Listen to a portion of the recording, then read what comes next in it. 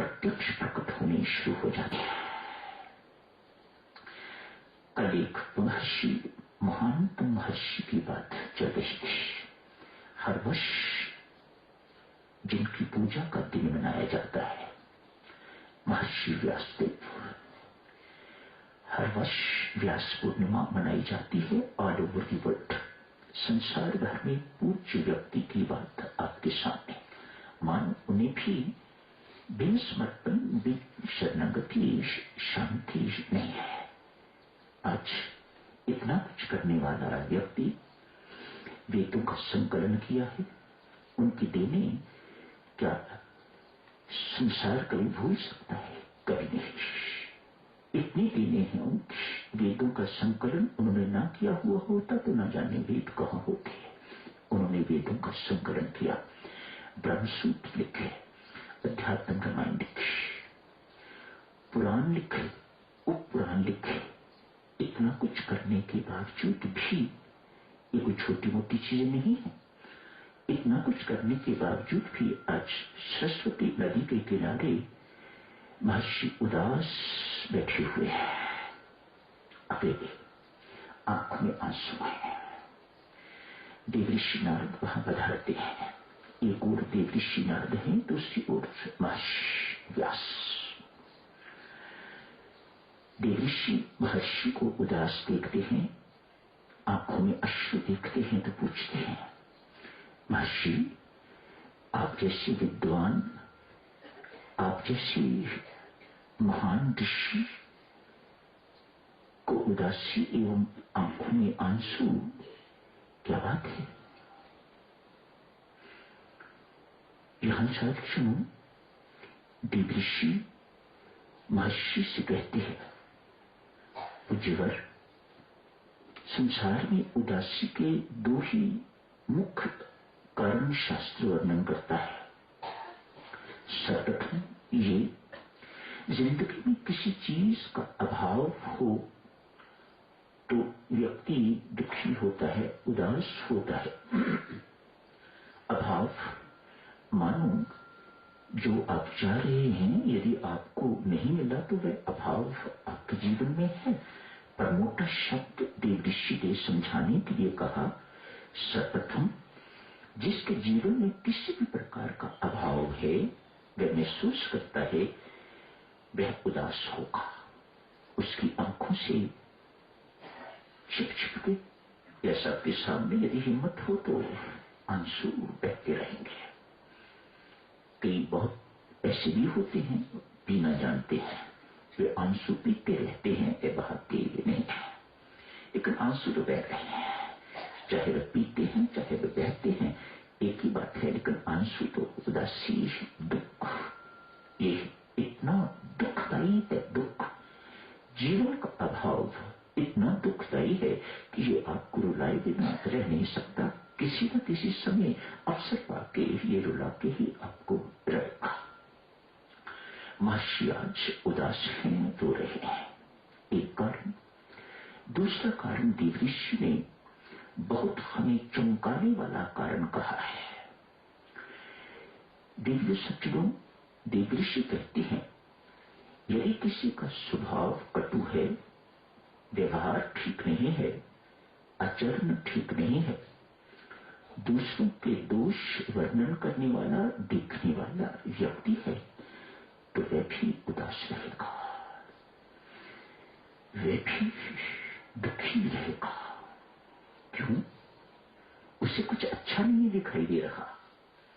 देवरानी के दोष, जेठानी के दोष, देवर के दोष, सास ससुर के दोष, इत्यादि इत्यादि, इन्हीं चीजों पे वह रमता रहता है या रमती रहती है, अतएव सुख कहीं पास नहीं आता। एक दूसरा कारण देवऋषि नारद ने उदासी का बताया। महर्षि ने इन दोनों कारणों को स्वीकार किया है। स्वीकार करने के बाद कहते हैं देवऋषि, जो कुछ मुझे प्राप्त करना चाहिए था वह अभी तक मुझे प्राप्त नहीं हुआ। किन चीजों के पीछे हम पड़े रहते हैं? प्राप्त करने वाली संसार में क्या चीजें हैं और हम कहां भटक रहे हैं, और इसी भटकने में जिंदगी व्यतीत हो जाती है। एक जिंदगी नहीं रामस्वरूप जी, अनेक जिंदगियां आदमी बर्बाद कर देता है, अनेक जन्म आदमी बर्बाद कर देता है इस भटकाव में। असली के पीछे पड़े ही रहती। जो चीज मुझे प्राप्त करनी चाहिए थी वह मुझे अभी तक प्राप्त नहीं है। मैं परमात्मा की कृपा का पात्र नहीं बन पाया। मेरी भक्ति में अधूरापन है। महर्षि स्वीकार करते हैं। कौन महर्षि देवी? महर्षि व्यासदेव। संत महात्मा ऋषि मुनि जिनकी पूजा करते हैं वे इस वक्त कन्फेस कर रहे हैं मेरी भक्ति अपूर्ण है। मैं परमात्मा की कृपा का पात्र नहीं बन पाया। मैं उसकी कृपा से वंचित हूं। देवऋषि, ये मेरी जिंदगी का अभाव मुझे उदास कर रहा है, रुला रहा है। हमें क्या चाहिए? विवाह, शादी, नौकरी। हम तो इन्हीं चीजों में जिंदगियां बर्बाद कर देते हैं। मानो किसी के घर संतान नहीं है, पुत्र पैदा हो गया तो लगता है उसे जैसे भगवान मिल गया। आगे आगे आगे आगे करेंगे, उसे ही देखते रहेंगे, उसे ही सब कुछ करते रहेंगे, जैसे उनकी जिंदगी का लक्ष्य प्राप्त हो गया है। देख के हंसी भी आती है, दुख भी होता है, बेचारी कहां भटक रही है। ऐसी ही जिंदगी बर्बाद हो जाती। ऐसे ही एक हार्ड मांस का एक बोरा, एक खून, हड्डी, पसली इत्यादि का एक बोरा खून का मिल गया है। निष्ठा का बोरा, संत महात्मा कहते हैं निष्ठा का बोरा एक और मिल गया है, और वह इसी को देख के निहाल होती जा रही है। मुझे सब कुछ मिल गया है। मेरे घर संतान नहीं थी, 10 वर्ष के बाद आज मुझे पुत्र की प्राप्ति हुई।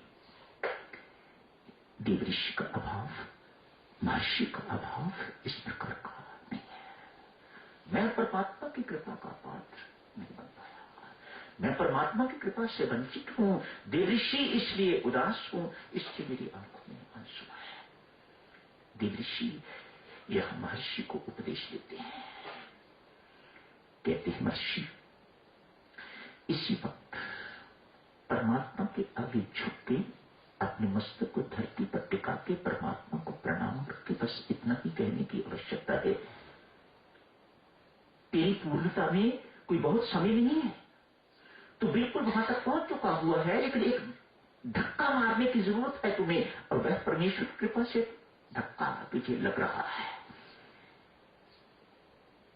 धरती पर अपने मस्तक को टिका के मानो परमात्मा के श्री चरणों पर अपना मस्तक रख के परमात्मा को इतना ही कह, परमात्मा मैं कुछ नहीं, सब कुछ तू ही तू है। परमात्मा मेरा कुछ नहीं, सब कुछ तेरा ही तेरा है। जो कुछ तूने करवाया है मेरे से एक निमित्त मात्र होके मैंने किया है। कर्म करनहार तू है। इतनी बात कहने की देरी थी, महर्षि को सर्वत्र राम दिखाई देने लग गया है, सर्वत्र उसका प्रकाश दिखाई देने लग गया है। फूलों में मुस्कान तेरी, वायु में सुगंध तेरी, चंद्रमा में ज्योत्सना तेरी, तारों में चमक तेरी, सूर्य में तेज तेरा। मेरे भीतर भी तू, बाहर भी तू, सर्वत्र तू ही तू। एक तेरे सिवा इस संसार में, अखिल ब्रह्मांड में और कोई नहीं। देवऋषि सब कुछ देख के बहुत प्रसन्न हुए हैं। परमेश्वर ने जिस अधूरे काम को पूरा करने के लिए मुझे भेजा था वह हो गया। महर्षि को लगा आज जिंदगी में पहली बार ऐसा महसूस किया है कि एक भटकती हुई बूंद सागर में जाके प्रवेश कर गई है और सागर बन गई है।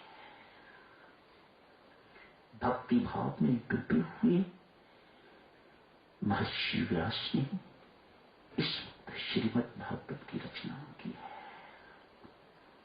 शेष ग्रंथों में और श्रीमद् भागवत में जमीन आसमान का अंतर है। महाभारत का पाठ कहीं भी नहीं होता, श्रीमद् भागवत के पाठ जगह जगह हो रहे हैं। इसके पीछे महर्षि की कमाई है, महर्षि की भक्ति है। जो इसे भक्ति भाव से करेगा, जो भक्ति भाव से श्रवण